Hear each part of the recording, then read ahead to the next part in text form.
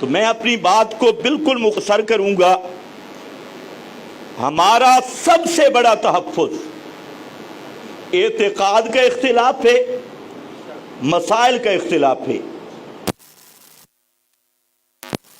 اتنے متعصب ہیں کہ وفاق المدارس کے آپ رسائل دیکھ لیں، ان حضرات کی تقریریں دیکھ لیں، ان حضرات کے فتوے دیکھ لیں۔ انہوں نے 57 سے 2021 تک یہ فتوے دیے کہ اشاعت التوحید یہ اہل السنت نہیں ہے، یہ معتزلی ہیں اور اہل السنت کے ساتھ ان کا تعلق نہیں۔ کوئی ایسا سال خالی نہیں گزرا جس میں وفاق المدارس نے یہ نفاق نہ کیا ہو۔ ہر سال تازہ فتوے، پھر انہوں نے پورا مفتیوں کا گروہ منظم کیا اور ان کا کام ہی صرف حضوری کی برگردانی کر کے ان کا کام صرف اشاعت التوحید و سنہ کے اکابرین کے خلاف بکواس بازی کرنا، ان پر الزامات لگانا، اعتراضات کرنا، حتیٰ کہ نوبت جہاں تک پہنچی کہ صدر وفاق المدارس مولانا سلیم اللہ خان، انہوں نے حضرت سید عنایت اللہ شاہ بخاری رحمۃ اللہ تعالی علیہ کو منکرین حدیث میں لکھا کہ انکار حدیث کا فتنہ گجراتی فتنہ ہے اور عنایت اللہ شاہ سے یہ منکر حدیث ہے معاذ اللہ، اور انہوں نے کہا کہ یہ بیماری سب اشاعتیوں میں موجود ہے اور اس کے بانی سید عنایت اللہ شاہ بخاری رحمۃ اللہ تعالی علیہ، پھر یہاں تک یہ کوئی عام آدمی نہیں، صدر الوفاق ہے، وفاق کا صدر، پھر طالب علموں سے کلمات کی طلاق کے عہد لیے گئے کہ تمہارا اشاعت و توحید کے ساتھ کوئی تعلق نہیں ہوگا، تب سند جاری کی جائے گی۔ پھر اس سے بڑھ کے اجتماعی طور پر وہ جو چند سبائی بکواس بازی کرنے والے خطیب تھے اور جن کو کوئی آگے پیچھے جاننے والا نہیں تھا، وفاق نے ان کی سرپرستی کی، جنہوں نے سٹیجوں پر ہر جگہ پہ اشاعت و توحید پہ الزامات لگائے، اور اسی طریقہ سے یہ سلسلہ آج تک جاری ہے۔ اور پھر جس طرح قائد محترم نے فرمایا کہ وہ صرف مدارس کا بورڈ نہیں رہا، وہ جمہوری نظام اور سیاست کی کٹ پتلی بن گئی، اور انہوں نے مدارس کو سیاسی رنگ میں استعمال کرنے کی کوشش کی اور اپنی سیاست چمکانے کی کوشش شروع کر دی۔ تو بہرحال اب تک جب تک یہ وحدت المدارس کا وجود نہیں سامنے تھا تو وہ یہ روزانہ میٹنگیں کرتے کہ اشاعت کو کیسے فارغ کیا جائے، اشاعت کا طالب علم نہ ہو۔ کراچی کے مدارس، ملتان کے مدارس، لاہور کے مدارس، حتیٰ کہ پنڈی اسلام آباد کے مدارس، سب کے اندر یہ طالب علم کے لیے داخلہ کے لیے شرط کہ داخلہ تب لیں گے کہ طالب علم کا عقیدہ المحند کے مطابق ہوگا۔ اور یہ یاد رکھ لو، المحند 14ویں صدی کا سب سے بڑا الفراڈ ہے، سب سے بڑا الفراڈ۔ وہ جو مولانا خلیل احمد سہارنپوری رحمت اللہ تعالی علیہ نے خط کا جواب لکھا تھا، اس کی اصل ہی کہیں نہیں ملتی۔ وہ خط کا جواب کیا تھا اہل عرب کو جو لکھا، اس کے بعد ایک رسالہ ان کی وفات سے کئی سال بعد التصدیقات کے نام سے شائع ہوا، اور التصدیقات کا بھی اصل نہیں ملتی۔ پھر اس نے آگے ترقی کر کے المحند بن گئی، المحند کے بعد پھر بن گئی عقائد علماء دیوبند۔ یہ عقائد علماء دیوبند جیلم سے بنی ہے، میڈ ان جیلم، یہ جیلم میں بنائی گئی۔ دو بزرگوں نے، قاضی عبداللطیف قاضی مظہر، اور یہ اصل قرآن کے بعد ان کے نزدیک قرآن مقدس سے بھی زیادہ قطعی کتاب المحند ہے۔ تو بہرحال یہ پورا سلسلہ چلتا رہا۔ میں ابھی جو اجلاس ہوا، یہ ابھی قریب پنجاب کا امیر جو ہے وفاق المدارس کا، وہ کہتا ہے کہ ہمارے اکابر کی ارواح وفاق المدارس کی مدافعت کریں گی، دفاع کریں گی، اور مولانا فضل الرحمان صاحب انہوں نے خود ان کے اپنے مفتی نے گواہی دی، نیٹ پر موجود ہے. انہوں نے کہا، مفتی صاحب نے کہا کہ حضرت صاحب گھنٹہ گھنٹہ آپ کی قبر پہ سلام کرتے ہیں. تو میں نے پوچھا حضرت گھنٹہ اتنا لمبا سلام؟ تو مولانا فضل الرحمان صاحب نے کہا کہ میں سلام تھوڑے ہی کرتا ہوں، میں تو مشورے کرتا ہوں. نبی کریم علیہ السلام سے قبر پہ جا کے مشورے کرتا ہوں. تو عرض یہ ہے، اور صرف میری عرض ان لوگوں کو ہے جو اشاعت التوحید و سنہ کی غیرت رکھنے والے ہیں، صرف نام لینے والے نہیں، جن میں مذہب کی غیرت ہے، عقیدے کی غیرت ہے، نظریے کی غیرت ہے. ان سے میں بات کر رہا ہوں کہ ان وفاق المدارس کے ساتھ بعض لوگ کہتے ہیں ہمارے تحفظات جی ہیں جو وہ ہمیں نمائندگی نہیں دیتے، ہمارے تحفظات جی ہیں جی ہمیں میٹنگوں میں نہیں بلاتے.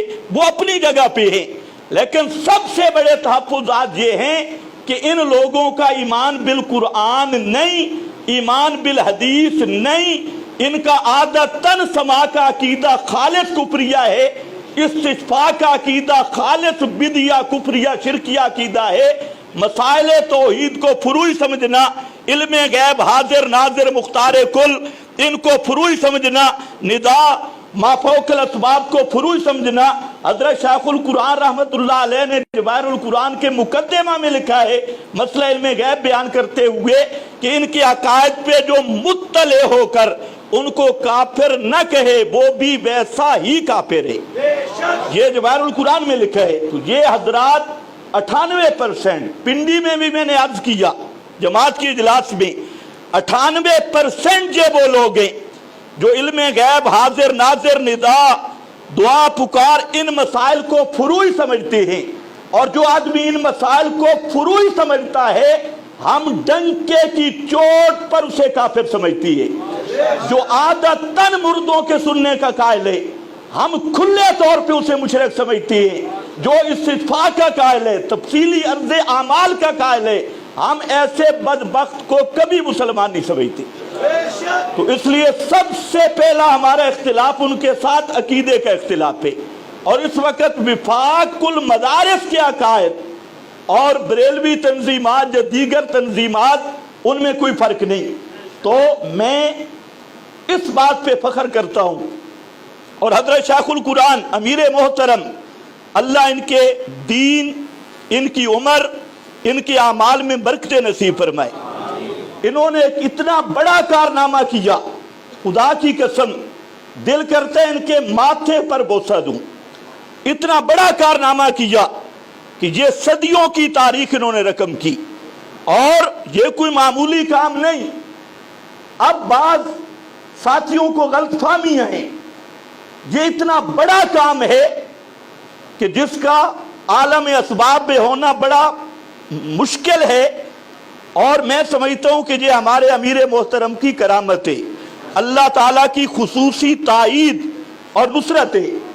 اور اس کی دلیل یہ ہے کہ حضرت کی ایک کال پر یہ سینکڑوں پنجاب کے کارکن، علماء، مفتیان کرام، مدرسین، اتنی بڑی تعداد میں کہ آج وہ پیچھے تک دیکھو تو مرکز پنج پیر پنجاب سے بھرا ہوا ہے اور پنجاب سے پر ہے. تو بہرحال میری گفتگو کہیں بکھر نہ جائے، پہلی بات میں نے عرض کی ہے کہ وفاق المدارس والوں کے ساتھ ہمارا نظریاتی اختلاف ہے، اور وہ ہمیں اہل سنت نہیں سمجھتے، ہم انہیں مسلمان نہیں سمجھتے.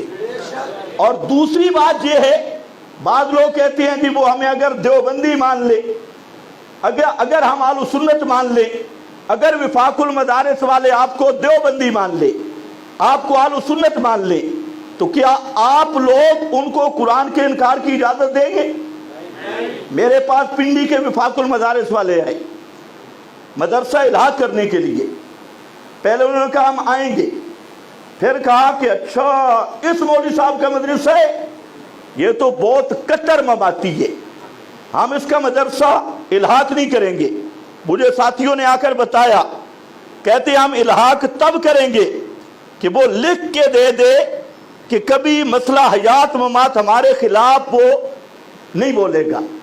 میں نے کہا بہت اچھے، آپ لکھ کر دیں گے کہ آپ قرآن کا انکار نہیں کریں گے، پیغمبر کے فرمان کا انکار نہیں کریں گے، پھر انہوں نے کہا ہمارے دفتر میں آ جائے. میں نے کہا تم میرے مدرسہ میں بھی آتے تو میں آپ کے ساتھ ہاتھ ملا کر ہاتھ دھوتا, اور تم کہتے ہو دفتر میں آ جاؤ, سوال نہیں پیدا ہوتا. تو بہرحال دوسرے نمبر پر یہ بات ہے, یہ ذرا ذہن میں رکھ لیں آپ سب علماء, مدرسین, ارباب مدارس سے. تو پہلی گزارش یہ ہے آپ حضرات کے سامنے کہ یہ ہمارا بورڈ بن گیا, یہ اللہ تعالیٰ کی سب سے بڑی نعمت ہے. اس کی کامیابی کے لیے آپ سر دھڑ کی بازی لگائیں, دعائیں بھی کریں, محنت بھی کریں. اور حضرت الامیر دامت فیوضہم, ان کو میں جانتا ہوں, ان کو نہ واہ واہ چاہیے, نہ پیسے چاہیے, نہ خوش آمدید چاہیے. انہوں نے ایک اپنے درد دل کو سامنے رکھتے ہوئے, جماعت کے مفاد کو سامنے رکھتے ہوئے یہ قدم اٹھایا ہے. تو بعض لوگ, یہ بھی میں واضح کر دوں کہ جیسے مختلف ساتھیوں نے اظہار خیال کیا, میں پوری ذمہ داری کے ساتھ یہ بات کرتا ہوں کہ اہل بدعت بھی کچھ بگلے بجا رہے ہیں کہ اشاعت التوحید میں اختلاف ہو گیا. تو اس لیے یہ سن لو, اشاعت التوحید میں کوئی اختلاف نہیں ہے. اور ہمارے امیر محترم اور ہمارے ناظم اعلیٰ سید ضیاء اللہ شاہ سے بخاری دامت فیوضہم, یہ پہلے بھی بھائی تھے, اب بھی بھائی ہے, اور انشاءاللہ یہ بھائی رہیں گے. ان میں کوئی قطعاً اختلاف نہیں. بعض درمیان میں چوہے ہیں جو اختلاف ڈالنا چاہتے ہیں, بعض غداران ہیں جو اختلاف ڈالنا چاہتے ہیں. لیکن آپ کو پتہ ہے ہر دور میں منافق ذلیل ہوا ہے, رسوا ہوا ہے. حضرت شاہ جی سے میری بات ہوئی, حضرت شاہ جی اتنے خوش تھے اس بورڈ پہ, بہت زیادہ خوش تھے, اور کہتے ہیں یہ امیر محترم کا بہت بڑا کارنامہ ہے, بہت بڑا خوشی کا انہوں نے اظہار کیا. تو اس لیے ناظم اعلیٰ امیر کے درمیان نہ اختلاف ہوا, نہ انشاءاللہ یہ اختلاف ہوگا. باقی کہیں اگر انتظامی امور میں, ارتحادی امور میں اختلاف ہو جائے تو وہ کوئی اختلاف مذموم بھی نہیں. اس کو جماعت کو ٹکڑے کرنا یا جماعت کے حصے بکھرے کرنا, یہ نہ اس کا پہلے تصور ہے نہ آئندہ انشاءاللہ تصور ہوگا. آپ نے امیر محترم کی وسیع و ظرفی دیکھی, اتنی چیزوں کے باوجود انہوں نے جملہ کہا سونے کے پانی کے ساتھ لکھنے کے قابل ہے کہ جن لوگوں نے میرے مخالفت بھی کی میں ان کے بارے میں کچھ بھی نہیں کہنا چاہتا. تو اگر اس طرح کا وسیع و ظرف ہو تو کبھی جماعت میں اختلاف ہو ہی نہیں سکتے. تیسری بات میں یہ عرض کروں گا مدارس کے حوالے سے کہ آپ وحدت المدارس, اس کی کامیابی کے لیے امیر محترم کی خدمت میں بھی عرض ہے کہ چاروں صوبوں سے بہترین قسم کے مدرسین جو کم از کم 15 سال 20 سال فنون پڑھا چکے ہوں, جو ماہر ہیں, تو ان ماہرین کا ایک بورڈ بنایا جائے چاروں صوبوں سے جو نصاب پر بھی مشورہ کریں اور ساری چیزیں وہ سامنے لائیں. اور تیسرے نمبر پر جو مسئولین بنائے جا رہے ہیں اس میں بھی جماعتی عقیدہ, تسلط اور جماعتی غیرت کو مد نظر رکھا جائے, اور مسئول بھی اس شخص کو بنایا جائے جو کم از کم 10-15 سال تک مدرس رہا اور اس نے فنون وغیرہ صحیح پڑھے, تاکہ جو بھی حضرات ہوں وہ آگے بہترین کام کریں. اور اسی طریقہ سے نصاب کے لحاظ سے, جماعتی مدارس کے نظم کے لحاظ سے اہل علم طبقہ کو ترجیح دے کر ان کو مختلف کاموں پہ لگایا جائے. انشاءاللہ ہمارا یقین ہے کہ یہ بورڈ سب بورڈوں کے سب سے بہترین بورڈ بنے گا اور سب سے اعلیٰ بورڈ بنے گا. باقی جن ہمارے مخلص کارکن, آپ دیکھیں حضرت عائشہ رضی اللہ تعالی عنہا پر جب منافقین نے تہمت لگائی, اس میں کچھ تو منافق تھے اور کچھ مخلصین بھی متاثر ہو گئے. تو ہمیشہ یہ ضابطہ رہا ہے کہ جب کسی کے خلاف پروپیگنڈا ہوتا ہے تو کچھ منافق تو وہ اصل ہوتے ہیں اور کچھ ہوتے ہیں مخلصین، سیدھے سادے، تو ہر ایک کو ایک درجہ نہیں دینا چاہیے۔ جہاں تک ہمارے بعض اکابر کو پنجاب میں وہ غلط فہمی کی حد تک ہے، حالانکہ وہ دل سے بڑے خوش ہیں اس بورڈ پر، تو ان کو بعض تحفظات ہیں، اور کچھ منافقین ہیں جو صرف امیر صاحب یا وحدت المدارس یا جماعت کے کسی کام کی بھی ترقی نہیں دیکھ سکتے۔ ان کا کام ہے صرف اپنی تجارت اور اپنی دکان چمکانا۔ اس کے علاوہ وہ جب سے جماعت میں جہاں مناسب نہیں، جب سے وہ جماعت میں آئے اور ترتیب شروع کی تو ان کا کام صرف اور صرف تخریب کاری رہا ہے۔ اللہ ان کو بھی ہدایت دے۔ اور میں آخر پہ امیر محترم کو پھر مبارک دوں گا اور آپ سب حضرات کو مبارک دوں گا کہ آپ نے پنجاب سے اتنی کثیر تعداد میں آ کر ہمارا سر بھی فخر سے بلند کر دیا اور پنجاب کی نمائندگی کر دی۔ تو ہم آخر میں یہ بات